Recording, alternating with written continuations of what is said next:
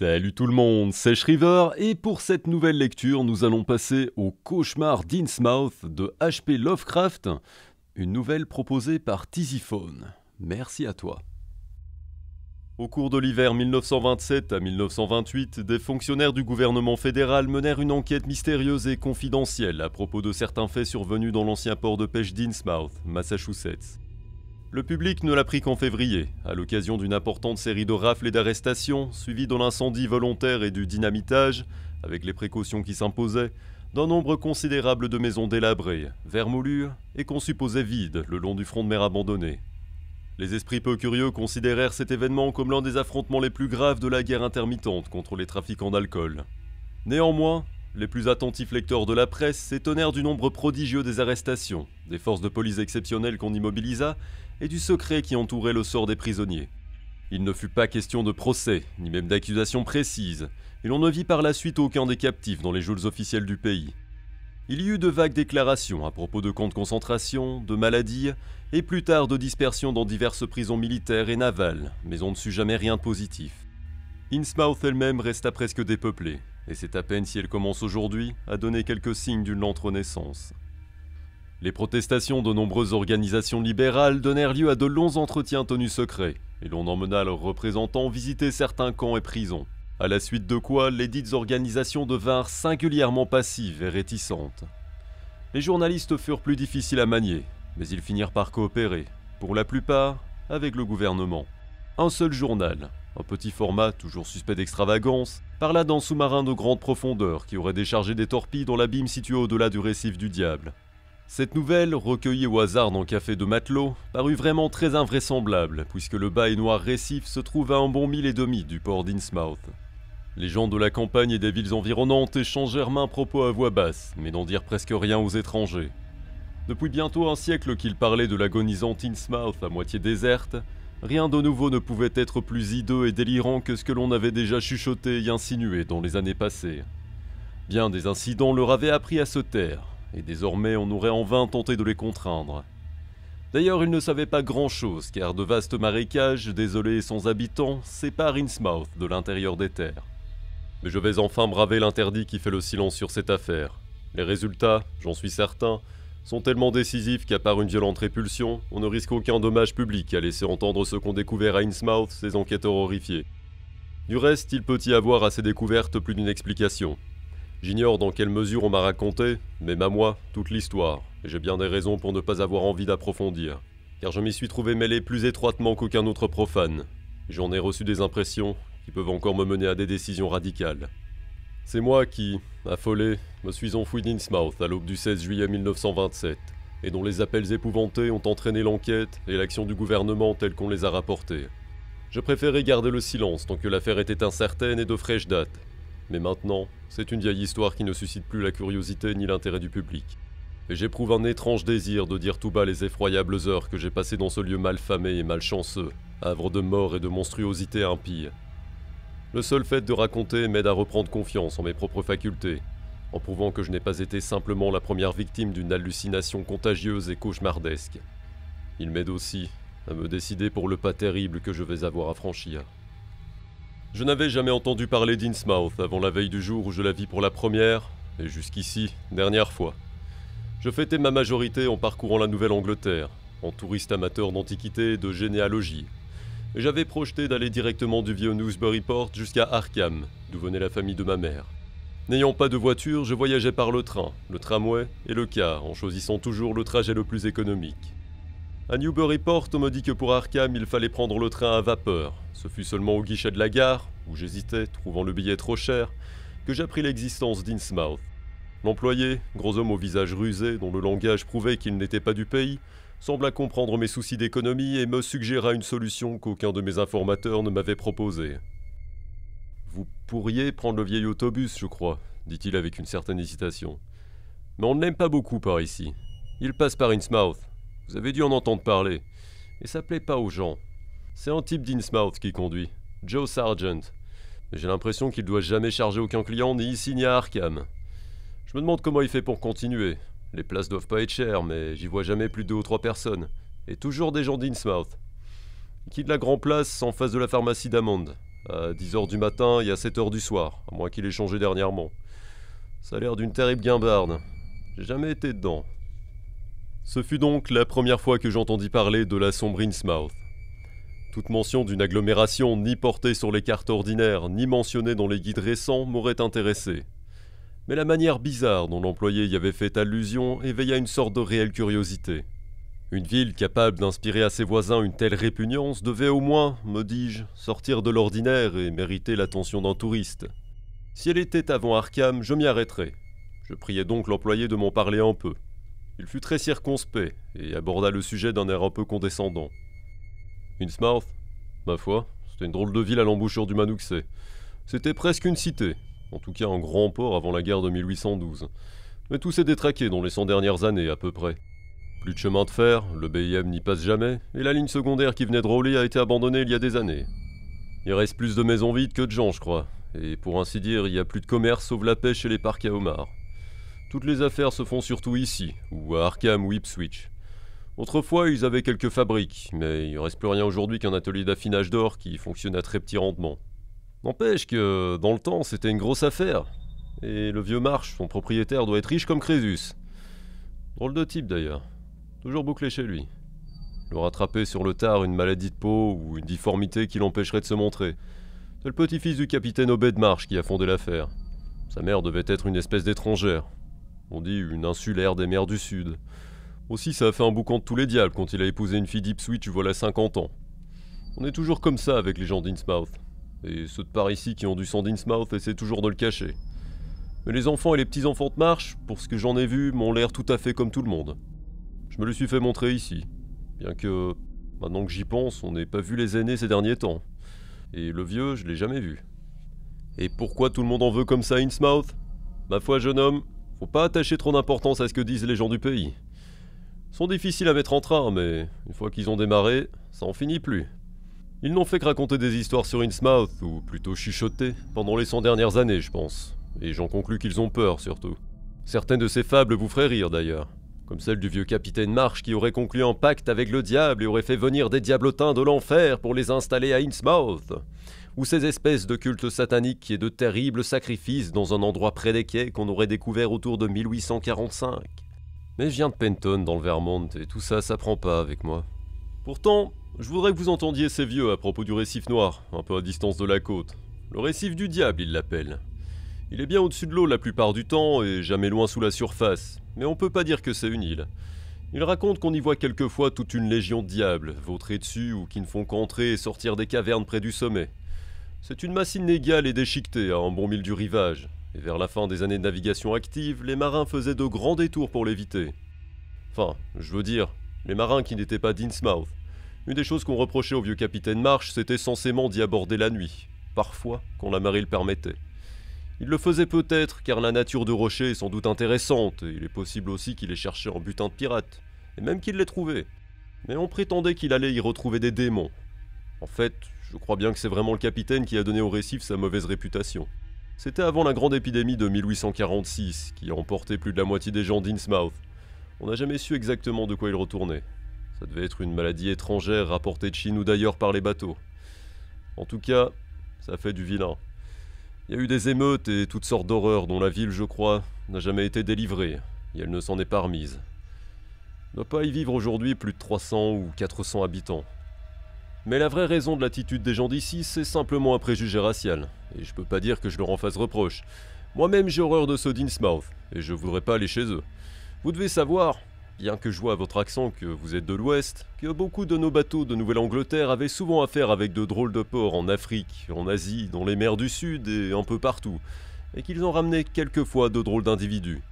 Vous avez sans doute entendu parler du gars de Salem qui est rentré chez lui avec une femme chinoise, et vous savez peut-être qu'il y a encore un tas d'indigènes des îles Fidji dans les parages de Cape Cod.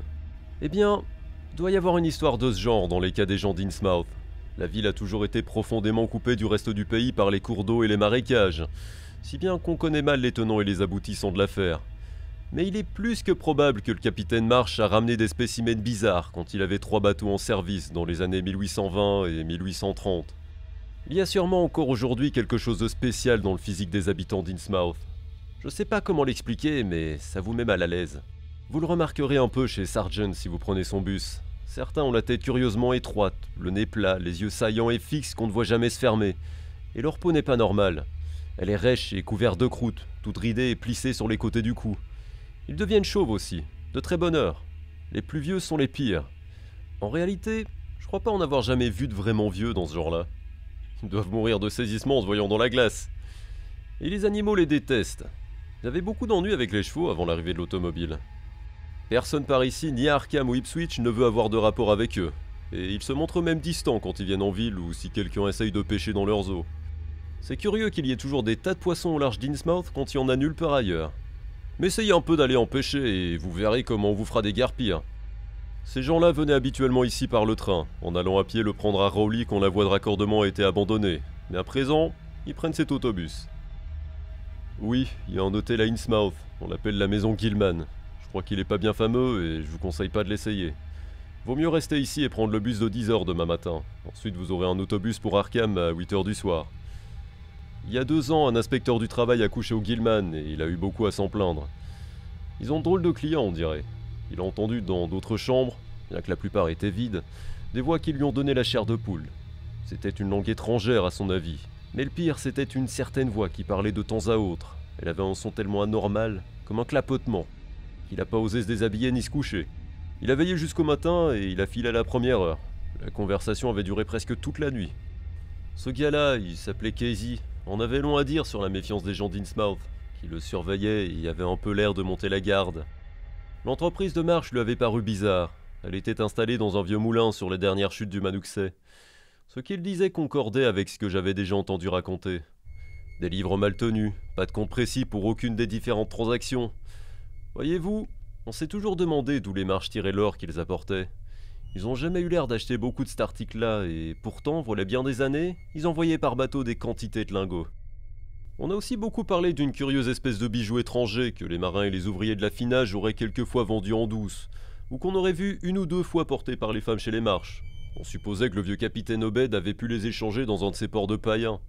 Surtout qu'il commandait toujours des quantités de perles de verre et de babioles comme en emportent les marins pour commercer avec les indigènes.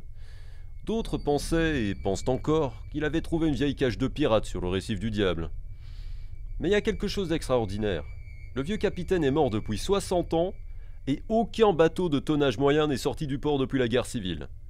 Or, les marches continuent comme autrefois à acheter de cette pacotille pour les indigènes.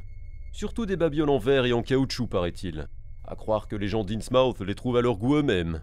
Dieu sait qu'ils sont tombés aussi bas que les cannibales des mers du Sud et des sauvages de Guinée. L'épidémie de 46 a dû emporter les meilleures familles de la ville. En tout cas, il reste maintenant que des gens douteux, et les marches comme les Autrichards ne valent pas mieux. Comme je vous l'ai dit, il n'y a sûrement pas plus de 400 habitants dans toute la ville, malgré la quantité de rues qu'ils ont, il paraît. Ils m'ont l'air d'être ce qu'on appelle les sales blancs dans les États du Sud. Rusés, sans foi ni loi et agissant en dessous. Ils pêchent beaucoup de poissons et de homards qu'ils exportent par camion. Incroyable comme le poisson grouille chez eux et nulle part ailleurs. Personne ne peut surveiller ces gens-là, et les fonctionnaires de l'école publique et du recensement en voient de dur. Vous vous doutez que les étrangers trop curieux sont mal reçus là-bas. Personnellement, j'ai entendu dire que plus d'un homme d'affaires ou de représentant du gouvernement y avait disparu. Et il est aussi question de quelqu'un qui serait devenu fou et se trouverait à présent à l'asile de Denver. Il a dû en avoir une peur bleue. C'est pour ça que j'irai pas de nuit si j'étais vous. J'y suis jamais allé et j'en ai pas envie, mais je pense que vous ne risquez rien en y faisant un tour dans la journée, même si les gens de par ici vous le déconseillent. Si vous venez seulement en touriste pour voir des choses d'autrefois, Innsmouth devrait être un endroit idéal pour vous. Je passais donc une partie de la soirée à la bibliothèque municipale de Newburyport, à la recherche des documents sur Innsmouth. Quand j'avais essayé d'interroger les habitants dans les boutiques, au restaurant, dans les garages et chez les pompiers, je les ai trouvés encore plus difficiles à mettre en train que ne l'avait prédit l'employé de la gare. Et je compris que je n'aurais pas le temps de vaincre leur première réticence instinctive. Ils avaient une sorte d'obscure méfiance, comme si quiconque s'intéressait trop à Innsmouth leur était un peu suspect. À l'Union chrétienne des jeunes gens, où je logeais, on me déconseilla absolument de me rendre dans un lieu aussi sinistre et décadent. Les gens à la bibliothèque exprimèrent la même opinion. Manifestement, aux yeux des personnes cultivées, Innsmouth n'était qu'un cas extrême de dégénérescence urbaine. Parmi les ouvrages de la bibliothèque, les chroniques du comté d'Essex m'apprirent peu de choses, si ce n'est que la ville fut fondée en 1643, célèbre avant la Révolution pour la construction navale, centre d'une grande prospérité maritime au début du XIXe siècle, et plus tard d'une industrie mineure utilisant le Manuxet comme force motrice. L'épidémie et les émeutes de 1846 étaient à peine évoquées, comme si elles avaient été une honte pour le comté. On parlait peu du déclin, mais les textes plus récents étaient significatifs. Après la guerre civile, toute la vie industrielle se résumait à la compagnie d'affinage Marche, et la vente des lingots d'or restait le seul vestige d'activité commerciale en dehors de la sempiternelle pêche en mer. Celle-ci rapportait de moins en moins à mesure que le prix de la marchandise baissait et que des sociétés à grande échelle faisaient des offres concurrentes. Mais le poisson ne manquait jamais au large du port d'Innsmouth. Les étrangers s'y installaient rarement, et des faits passés sous silence prouvaient que plusieurs Polonais et Portugais s'y étant risqués avaient été écartés par les mesures les plus radicales. Le plus intéressant était une référence indirecte aux bijoux étranges qu'on associait vaguement à Innsmouth. Ils avaient dû laisser une forte impression dans tout le pays, car on signalait des spécimens au musée de l'université de Miskatonic, à Arkham, dans la salle d'exposition de la Société historique de Newburyport. Les descriptions fragmentaires de ces objets, pourtant plates et banales, me suggérèrent la continuité d'une étrangeté sous-jacente. Ce qu'ils avaient pour moi d'insolite et de provoquant m'obséda au point que, malgré l'heure assez tardive, je résolus d'aller voir, si c'était encore possible, l'échantillon local. Un bijou de grande taille aux proportions singulières, qui représentait de toute évidence une tiare. Le bibliothécaire me remit un mot d'introduction pour la conservatrice de la société, une certaine Miss Anna Tilton, qui habitait tout près. Et, après une brève explication, cette vénérable dame eut la bonté de me faire entrer dans le bâtiment, déjà fermé bien qu'il ne fût pas une heure indue. La collection était vraiment remarquable, mais en l'occurrence je n'avais d'yeux que pour le bizarre objet qui étincelait dans une vitrine d'angle sous la lumière électrique. Il n'était pas nécessaire d'être particulièrement sensible à la beauté pour rester comme moi littéralement suffoqué devant la splendeur singulière, surnaturelle de l'œuvre riche, déroutante, fantastique qui reposait là, sur un coussin de velours violet. Aujourd'hui encore, je suis presque incapable de décrire ce que j'ai vu, bien qu'il s'agisse nettement d'une sorte de tiare ainsi que je l'avais lu. Elle était haute sur le devant, très large et d'un contour curieusement irrégulier, tel qu'on l'aurait conçu pour une tête monstrueusement elliptique. L'or semblait y dominer, mais un mystérieux éclat plus lumineux suggérait quelque étrange alliage avec un autre métal magnifique, difficile à identifier. Elle était en parfait état, et l'on aurait passé des heures à étudier les dessins saisissants et d'une originalité déroutante, les uns simplement géométriques, d'autres nettement marins, ciselés ou modelés en relief sur sa surface avec un art et d'une habileté et d'une grâce incroyables. Plus je la regardais, plus elle me fascinait, et je percevais dans cet attrait un élément troublant, impossible à définir et à expliquer. J'attribuais d'abord mon malaise au caractère d'outre-monde de cet art étrange. Toutes les autres œuvres que j'avais vues jusqu'alors appartenaient à un courant connu, racial ou national, à moins qu'elles ne soient en défi résolument moderniste à toutes les traditions. Cette tiare n'était ni l'un ni l'autre. Elle relevait évidemment d'une technique accomplie, d'une maturité et d'une perfection infinie, mais radicalement différente de toutes celles, orientales ou occidentales, anciennes ou modernes, que je connaissais de vue ou de réputation. On eût dit que c'était l'œuvre d'une autre planète. Pourtant, je compris bientôt que mon trouble avait une autre origine, peut-être aussi puissante que la première, dans les allusions pictorales et mathématiques de ces singuliers dessins. Les formes évoquaient toutes de lointains secrets, d'inconcevables abîmes dans l'espace et le temps, et la nature invariablement aquatique des reliefs devenait presque sinistre. Ils représentaient entre autres des monstres fabuleux, d'un grotesque et d'une malignité répugnant, mi-poisson, mi-batracien, que je ne pouvais dissocier d'une obsédante et pénible impression de pseudo-souvenirs. Comme s'ils faisaient surgir je ne sais quelle image des cellules et des tissus enfouis, dont les fonctions de mémorisation sont entièrement primitives et effroyablement ancestrales. Il me semblait parfois que chaque trait de ces maudits poissons-grenouilles répandait l'extrême quintessence d'un mal inconnu, qui n'avait rien d'humain. La courte et banale histoire de la tiare telle que me la raconta Miss Tilton faisait en singulier contraste avec son aspect. Elle avait été mise en gage pour une somme ridicule dans une boutique de State Street en 1873 par un ivrogne d'Innsmouth, tué peu après dans une bagarre. La société l'avait achetée au prêteur sur gage et lui avait aussitôt donné un cadre digne de sa qualité. On indiquait qu'elle venait probablement d'Indochine ou des Indes orientales, mais cette attribution était franchement provisoire. Miss Tilton, ayant envisagé toutes les hypothèses concernant son origine et sa présence en Nouvelle-Angleterre, inclinait à croire qu'elle faisait partie du trésor exotique d'un pirate découvert par le vieux capitaine Obed Marsh. Opinion que ne démentirent pas les offres de rachat, à un prix élevé, que les Marsh firent avec insistance aussitôt qu'ils l'assurent au musée, et qu'ils avaient répété jusqu'à ce jour malgré l'invariable refus de la société. En me raccompagnant à la porte, la bonne dame me fit comprendre que la théorie du pirate qui aurait fait la fortune des Marsh était très répandue parmi les gens intelligents de la région. Sa propre attitude à l'égard de la ténébreuse Innsmouth, qu'elle n'avait jamais vue, était le dégoût d'une communauté qui glissait au niveau le plus bas de l'échelle culturelle. Et elle m'assura que les rumeurs de culte satanique étaient en partie justifiées par l'existence d'une religion secrète singulière qui s'y était développée au point d'anéantir toutes les églises orthodoxes. On l'appelait, disait-elle, l'ordre ésotérique de Dagon, et il s'agissait sans aucun doute de croyances dégradées, à moitié païennes importées d'Orient un siècle plus tôt, à l'époque où les pêcheries d'Innsmouth semblaient péricliter. Il était tout naturel qu'elle s'implante chez des gens à l'esprit simple à la suite du retour soudain et permanent d'inépuisables bancs de poissons. Et l'ordre avait bientôt pris sur la ville une influence prépondérante, détrônant la franc-maçonnerie et installant son quartier général dans le vieux Masonic Hall, sur New Church Green. Tout cela constituait pour la pieuse Miss Tilton une excellente raison d'éviter la vieille ville en ruine et dépeuplée. Pour moi, ce fut un stimulant supplémentaire. À ce que j'espérais de l'architecture et de l'histoire s'ajoutait maintenant un zèle ardent pour l'anthropologie. Et je pus à peine fermer l'œil avant la fin de la nuit, dans ma petite chambre à l'Onion. Et voici donc qui conclut le premier chapitre de cette lecture. J'espère que ça vous a plu. N'hésitez pas à vous abonner et à laisser un like. Et n'hésitez pas également à jeter un œil dans la description. Sur ce, je vous souhaite une excellente journée, une excellente soirée, une excellente nuit, et à la prochaine.